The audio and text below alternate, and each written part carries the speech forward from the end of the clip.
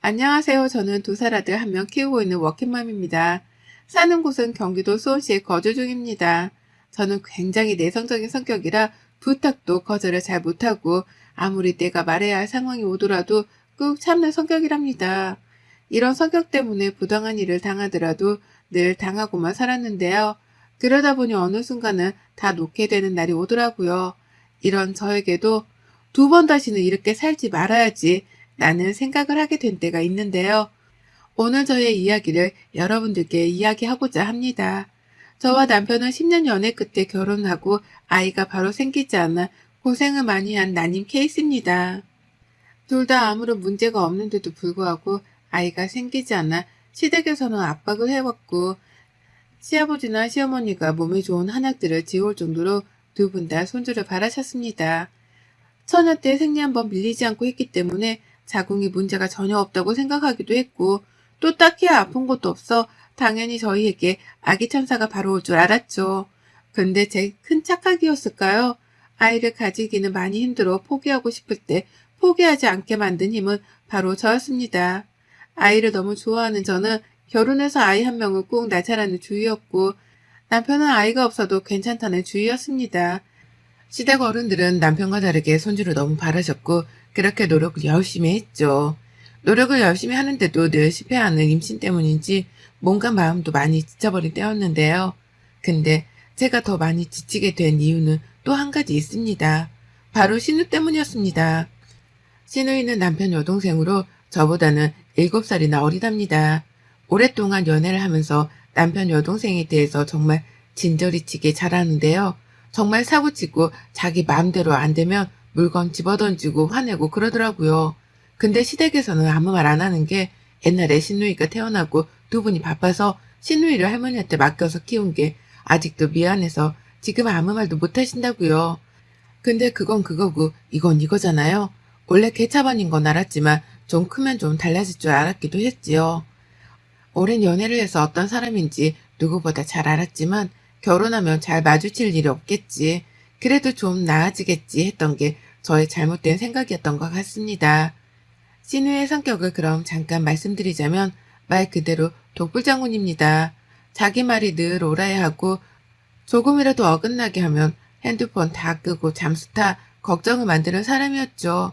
그뿐만이 아니라 자기 멋대로 사는 사람이라 거의 이 세상에 자기가 왕이라고 생각한다고 보시면 돼요. 워낙 자기 멋대로 생각해 솔직히 결혼하지 못할 줄 알았는데 그래도 짝은 있나 봅니다. 신우이가 결혼을 한다는 이야기를 듣고 얼마나 행복했던지 더 이상 시댁에 가면 신우이를 자주 보지 않아도 될 생각에 솔직히 많이 들떠있던 적도 있었습니다. 근데 신우이는 임신을 하면서 남편에게 조르고 졸라 시댁 근처로 이사를 왔고 신우이 남편은 하루 왕복 2시간 넘게 출퇴근을 한다고 합니다. 물론 아이를 가지면 친정 근처에 오는 게 당연히 나은 줄은 알지만 저는 반갑지 않았거든요. 그런 신우이로 인해 제 결혼 생활이 힘들었던 것도 사실 맞습니다. 하나 조그마한 사건을 예를 들어보자면 어머님 생신 때 정말 비싼 식당을 예약했습니다. 한정식으로 나오는 코스 요리인데 어머님이 그런 데를 한 번도 안 가보셨다고 해 제가 3개월 전부터 예약해서 드디어 가는 날이 되었는데요. 근데 갑자기 신우이가 자기는 한정식이 먹기 싫다고 뷔페에 가고 싶다고 떼를 쓰는 거예요. 남편이 엄마 생일이고 거기 예약하는 것도 힘든데 그냥 가고 다음에 가자고 해도 막무가내로 그럼 자기 안 간다면서 자기끼리 먹고 오라고 난리를 치더군요. 하는 수 없이 어머님이 미안하지만 거기 취소를 해야 할 것 같다고 하고 취소를 했습니다. 시내의 원대로 근처에 있는 뷔페에 가서 식사를 했습니다. 그러면 자기 원하는 대로 갔으면 그것도 만족을 해야 하는데 또 괜히 여기로 왔다면서 만족이 안 된대요. 저보고 어쩌라고 하는 건지 먹으면서도 계속 투덜대길래 제가 속으로 지어준 별명이 세계 최강 투덜이거든요. 그러더니 뭐 인스타 감성 나오는 자기가 원하는 또 카페가 있다며 거기에 가자고 하더라고요. 오늘 어머님 생신인 거를 뻔히 알면서 저러니 엄마를 정말 생각하는 사람인가 싶기도 했습니다. 그리고 제가 어머님 생신 선물을 드리면 옆에서 꼭 참견을 해요. 언니, 어디서 산 거예요? 이거 쿠팡에서 산 거 아니야? 예? 아니요, 백화점에서요. 우와, 엄마 좋겠다. 이런 거 사주는 며느리도 있어서 나는 언제 이런 거 받아보나? 옆에서 막 비꼬고요. 지금 이 이야기는 세 발의 피라고 생각하시면 됩니다. 어느 정도 막무가내로 하냐면 같이 배달 음식 시켜서 먹고 있으면 갑자기 그 음식 먹기 싫다고 다른 음식 시키라고 난리칩니다. 아직까지도 그 음식이 많이 남아있어서 다 버릴 것 같은데도 불구하고 그 음식은 꼭 시키고 한 입이라도 먹어야 직성이 풀리는 사람이거든요. 그런 신우인지라 결혼하고 애기 낳으면 조금은 철들겠지 싶었던 게 제 큰 착각이었습니다. 애기를 낳으니 신우이는 시댁에 밥 먹다시피 오더라고요. 신우 남편이 바쁜 편이라 주말에도 나가서 일을 해야 하는 상황도 생기는데 그때마다 신우이는 육아가 힘들다며 매일같이 시댁에 와 있더라고요. 그럼 와 있기만 하면 되는데 저희 온다는 이야기만 들으면 저에게 매일같이 이것저것 시킵니다. 충분히 혼자서 할 수 있는 일인데도 불구하고 자기가 임신했다는 이유만으로 저를 매일 시켰는데요. 그 일은 직접 신우인에 가서 자기 무슨 옷을 가져다 달라. 자기가 정말 먹고 싶은 디저트가 있는데 그거를 사와라. 정말 임신 때만 생각하면 치가 떨릴 정도로 심부름을 했던 기억이 납니다. 임산부니까 아이를 가졌으니까 저도 참 많이 참고 지나갔었는데요. 근데 제가 더 참기 힘들었던 건 제가 아이를 기다리는 걸 뻔히 알면서 저에게 늘 하는 말이 이거였어요. 언니는 임신하지 마. 진짜 너무 힘들다. 너무 힘들어. 둘이 좋은데 뭐하러 애를 가져. 라면서 저를 볼 때마다 하는데 처음에는 저를 걱정해서 하는 말인가 싶어서 고마웠어요. 근데 계속 저 이야기를 하니 한 번은 나를 놀리는 건가? 임신을 못해서? 라는 생각이 들더군요. 그렇게 신우이가 출산을 하고 산후조리 2주에 산후도우미 2주에 심지어 시댁 2주로 총 6주로 넘게 조리를 하더라고요. 저는 가까이서 처음 보는 아기가 너무 예뻐서 신우이는 힘들었지만 조카는 너무 예뻐서 시댁에 매일 갔던 기억이 납니다. 그 뒤로 신우는 절대 임신은 안 한다더니 다시 연년생으로 둘째를 가지더라고요. 그렇게 신우이는 애가 둘인 엄마가 되고 저는 그때까지 한국 사회에서 난임부부로 살아갔습니다. 그럴 때마다 신우이는 그거 난임 치료하는 거 돈 많이 들지 않냐면서 그 돈으로 차라리 맛있는 거 사 먹으라고 나중에 때 되면 생기고 안 생기면 안 생기는 거지라고 하는데 왜 그렇게까지 저는 그 말도 서운했을까요? 신우이는 미웠지만 조카 둘은 참 너무나 예쁘더라고요. 태어난 순간부터 자라오는 순간에 봐서 그런가 내 아이 같고 너무 예뻤어요. 그래서 신우이한테 애기 봐줄 테니까 나갔다 오라고도 하고 힘들 때면 종종 이야기하라고도 하기도 했습니다. 출산 선물로는 현금이랑 선물 이렇게 챙겨드렸어요. 물론 두 번째 출산 선물로 가지고 싶은 게 있다고 해 열심히 챙겨드렸는데요. 근데 제가 너무 많이 챙겨준 탓이었을까요? 아이가 커가면서 필요한 것들이 생기면 자기가 사는 게 아니라 저한테도 이거 어때요? 언니가 사주면 안 돼요? 오빠 이거 사줘. 엄마 아빠 이거 사줘 등의 이야기가 많았습니다.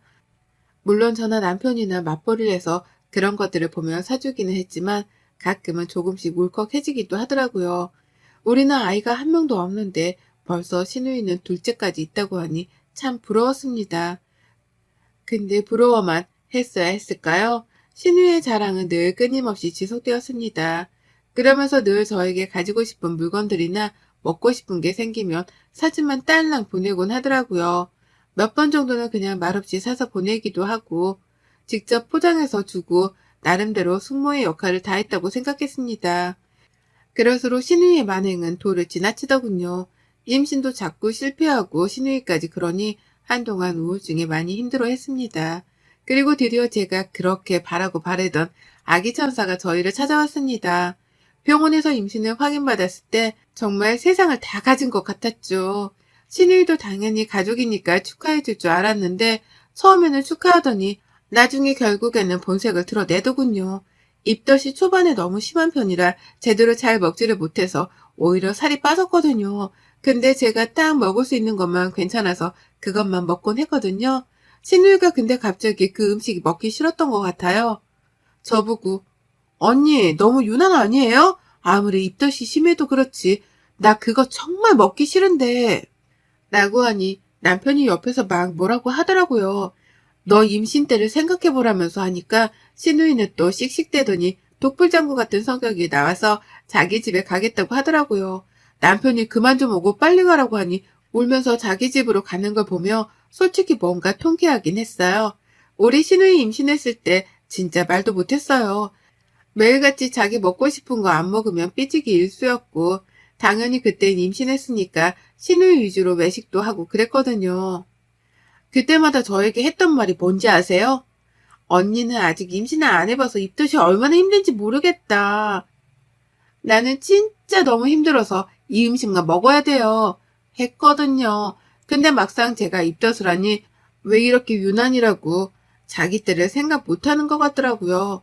그래도 저는 그렇게 기다렸던 아기 천사가 찾아와서 얼마나 기쁜지 모르겠더라고요.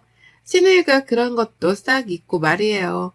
또 임신하니 시댁에서 하는 대우도 달라지고 시누이도 함부로 못하니 솔직히 너무 살 것만 같았습니다. 그 뒤로 행복은 지속되는가 했습니다. 기형아 검사에서 다시 한번 검사를 해보라는 소견이 나와서 대학병원에 가라고 하더라고요. 다운증후군이 혹시 의심되는데 아닐 수도 있으니 큰 병원에 가서 검사를 해보라니 정말 그때만 생각하면 아직도 아찔합니다. 그 이야기를 듣고 얼마나 울었던지.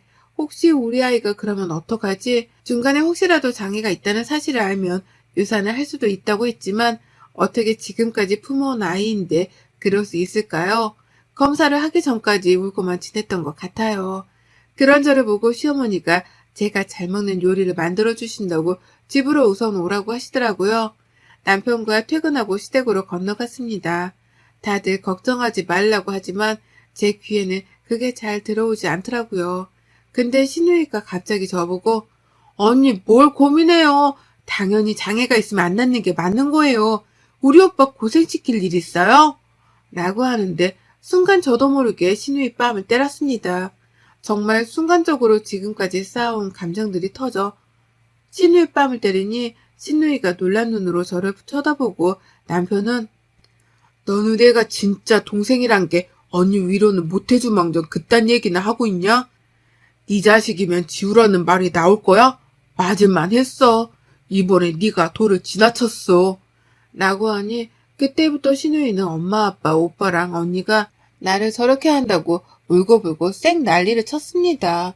시어머니, 시아버지는 어떻게 해야 할지 몰라 발만 동동 구르고 있고 저는 그 자세로 시누이한테 한마디 했습니다. 아가씨, 지금까지 아가씨 동생 같고 어릴 때부터 봤기 때문에 많이 참았어요. 아가씨 독불장군인 거 모르고 결혼한 거 알고 어린 나이에 시집가서 아이 둘 낳으면서 그것도 많이 안쓰러워 잘 챙겨주려고 늘 노력했고 조카들도 정말 내 자식들처럼 너무 예뻐한 거 알 거예요.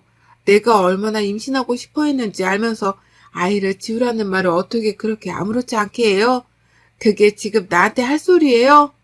라고 말하니 시누이는 아무 말도 못하고 그래도 왜 때리냐면서 자기가 만만하냐면서 또다시 울기 시작하더라고요. 내가 지금 더 말을 못해서 그렇지 아가씨 하는 행동 어디 가면 정말 따돌림 당해요. 나니까 그냥 가만히 있는 거지. 안 그래요? 지금 아가씨 하는 행동은 꼭 유치원 7살인 느낌이 들어요. 자기가 싫으면 화내고 자기 뜻대로 안 되면 버럭 화내고 난리치고 지금 조카들이랑 아가씨 행동이 뭐가 다른데요? 말해봐요. 왜 아가씨가 친구들이 없는 줄 알아요? 아가씨의 그런 행동들 때문에 다 떠나는 거예요. 솔직히 시누이 친구들 많이 없거든요. 자기 말로는 결혼식 때도 자기가 진짜 친한 친구들만 불렀다는데 제가 보기에는 진짜 친구가 없는 것 같아 보이더라고요. 저렇게 자기만 알고 오냐오냐 컸는데 누가 저런 사람과 친구하고 관계를 이어가겠어요? 더 이상 그 자리에 있지 못할 것 같다 시부모님께 죄송하다는 말씀드리고 그대로 집으로 왔습니다. 그 다음날 시어머니가 전화를 해오셨어요. 얘야 미안하구나. 우리가 너무 오냐오냐 키워서 그런 거니 네가 이해 좀 해주렴. 어제 너희가 하고 나서 우리가 충분히 많이 뭐라고 했으니 자기도 아마 느낄 게 있을 거야. 라고요. 네, 어머님. 이라고 했는데도 신우의 말들이 자꾸만 맴돌아서 어찌할 바를 모르겠더라고요. 그 뒤로 검사를 진행했고 결과가 나오는데 일주일 정도 시간이 걸린다고 해 회사에 미뤄왔던 휴가를 내고 집에서 쉬고 있었습니다. 갑자기 띵동 하는 소리가 들리더니 신우이가 찾아봤더라고요. 또 어떤 염장을 지르려고 하나 싶어가지고 문을 열어줬습니다. 그러더니 갑자기 저보고 대뜸 언니 그 유모차 있죠? 그거 좀 나 좀 빌려줘요. 잠깐 쓸게요. 라고 하는 거예요. 친구가 저 임신했다는 이야기 듣고 애기용품 미리 사놔야 애기 건강하게 큰다면서 진짜 비싼 유모차 선물한 게 있거든요. 근데 그거를 저희 집에 왔다가 본 것 같아요. 대뜸 유모차를 빌려달라니 황당하잖아요. 아니 갑자기 유모차를 왜 빌려달라고 해요? 아가씨 유모차 있잖아요. 근데 언니 거 그거 비싼 거잖아요. 이번에 조리원 동기 모임 나가는데 나도 좀 좋은 거 하고 싶어서 그래요. 미안한데 안 될 것 같아요. 아직 아이 태어나지도 않았고 친구가 저 쓰라고 준 건데 빌려줬다는 거 알면 얼마나 서운하겠어요. 미안해요. 아, 정말 언니. 애기 아직 태어날지 안 태어날지도 모르는 상황에서 무슨 유모차예요. 나라면 이런 유모차 말고 애기 건강이나 더 신경 쓰겠어요. 참. 그러니 애기가 기형아 검사를 보통과 하지. 라는 말에 들고 있던 물컵을 신우에게 뿌렸습니다. 아, 뭐 하는 짓이에요, 진짜? 저번부터 안 되겠네? 뭐 하는 짓? 너 진짜 뚫린 입으로 함부로 하니? 너 더 당해볼래, 진짜? 하면서 신우이를 바닥에 내동댕이 쳤습니다. 그러고는 머리끄댕이를 잡고 다시 한번 말해보라면서 정말 이판사판 싸웠습니다. 임신 중이라 그러면 안 됐지만 정말 너무 화가 나서 어떻게 할지를 모르겠더라고요. 그렇게 신우이 머리를 한 움큼 뽑고 나서는 한마디 했어요. 너 두 번 다시 우리 집에 발 디딜 생각하지 마. 그리고 나한테 뭐 바라지 마. 오빠한테도. 울며불며 자기가 뭘 잘못했냐고 하길래 한 번 더 말해줬습니다. 너는 네가 잘못한 걸 진짜 몰라? 너 그렇게 말하는 거 고쳐. 그러지 않으면 네 곁에 아무도 안 남을걸? 심지어 네 남편도 가족이니까 참는다 생각하지 마. 네 성격 진짜 받아주기 힘드니까. 그리고 쫓아냈습니다. 너무 화가 나고 눈물이 나서 주체를 할 수가 없었지만 남편이 오고 지금까지 있었던 일을 다 얘기하니 잘했다고 하면서 안아주더라고요. 그 시간이 흐르고 검사 결과가 나왔는데 다행히도 아이는 기형아 검사를 무사히 통과했습니다. 시댁이랑 친정에게도 알렸는데요. 그 뒤로 저는 시누이가 오는 날이면 시댁에 가지 않고 시누이 전화는 차단했습니다. 저번에 첫째 조카 생일이었는데도 제가 챙기질 않았거든요. 제가 매년마다 생일에 크리스마스에 무슨 날이 아닐 때도 지나가다가 장난감이나 옷 보면 그냥 선물하기도 하고 정말 애들이 너무 예쁘고 저도 잘 따라서 정말 많이 예뻐했거든요. 근데 생일인 거 알았는데 그냥 넘어갔습니다. 챙겨주고 싶은 마음이 없어서요.